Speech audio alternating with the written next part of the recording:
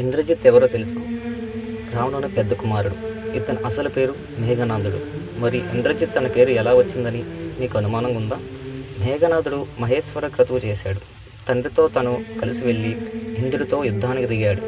ఇంద్రుడు రావణాసును ఓడించడమే కాదు, బంధించాడు కూడా. తండ్రికి జరిగిన పరాభవానికి మేఘనాథుడు ఊరుకుంటాడా? లేదు. విజృంభించాడు, మాయ చేశాడు. మామూలు మాయ కాదు, రాక్షస మాయతో యుద్ధానికి పూనుకున్నాడు. దేవతల రాజును ఈ రాక్షస పుత్రుడు ఓడించాడు. ఓడించడమే కాదు, బంధించి తన వెంట లాక్కపోతుంటే బ్రహ్మ వచ్చి బతిమాలి ఇంద్రుడిని విడిపించాడు. ఇంద్రుడిని ఓడించడం వల్ల ఆనాటి నుంచి ఇంద్రజిత్తుగా పేరొచ్చింది. జిత్తులు మరి అమరనత్వాన్ని అడిగిన బ్రహ్మ ఇవ్వలేదు. రావణ యుద్ధమున్నప్పుడు సీతను రావణునికి అప్పగించి స్నేహంగా మెలగమని రావణునికి విభీషణుడు సూచిస్తాడు. అందుకు ఇంద్రజిత్తు ఒప్పుకోడు. యుద్ధం చేయడమే మంచిదంటాడు. ఇంద్రజిత్తు వెంటనే యుద్ధరంగంలోకి దిగలేదు. చాలామంది రాక్షస వీరులు తలలు తెగినాక కృపదయసంతో హోమం చేశాడు.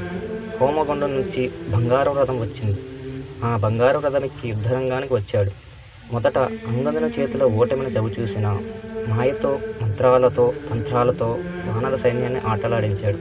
అంతేనా, నాగాస్త్రం వేసి రామలక్ష్మణ స్పృహ కోల్పోయేలా చేశాడు.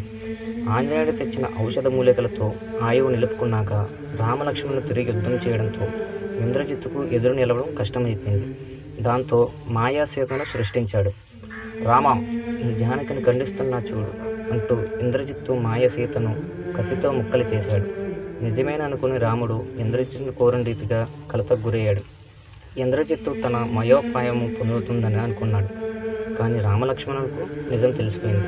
వేరే దారి లేక ఆ సమయంలో సైతం యాగం చేద్దామని ఇంద్రజిత్తు సంకల్పించాడు. ఆ విషయం విభీషణుడి ద్వారా రామలక్ష్మణులకు తెలిసిపోయింది.